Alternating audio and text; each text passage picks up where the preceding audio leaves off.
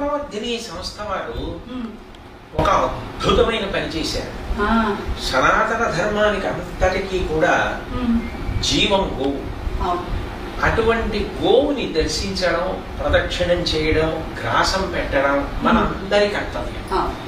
కానీ మనం ప్రతిరోజు గోశాలకు వెళ్ళలేకపోవచ్చు. గోవుకి ప్రదక్షిణం చేయడం, గ్రాసం పెట్టడం సాధ్యం కాకపోవచ్చు.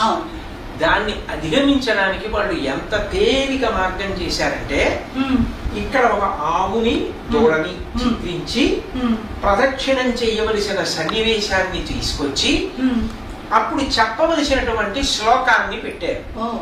ఇప్పుడు నేను ఆ శ్లోకం చెప్తాను, మీరు చెప్పండి. ఆ శ్లోకం చెప్పిన తర్వాత మనం నిజంగా ఆవుకి దూడకి ప్రదక్షిణం చేస్తున్నాం అన్న భావనతో నువ్వు, నేను, మనవడు, మనవరాలు నలుగురం కలిపి ప్రదక్షిణం చేద్దాం.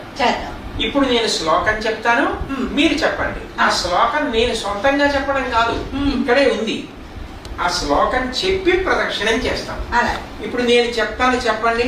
మాతరః సర్వభూతానాం గావః సర్వసుఖప్రదా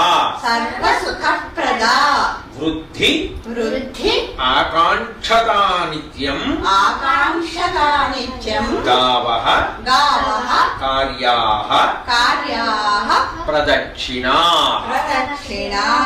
శ్లోకమంతా చదివితే మాతరః సర్వభూతానాం గావః సర్వసుఖప్రదా వృద్ధిమాకాంక్షతా నిత్యం గావః కార్యాః ప్రదక్షిణాః.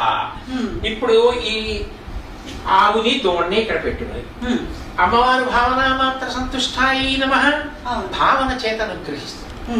ఆవు దూడ అక్కడ ఉన్నాయనుకుని ఇప్పుడు మనం చక్కగా ఒక ప్రదక్షిణం చేద్దాం. రండి.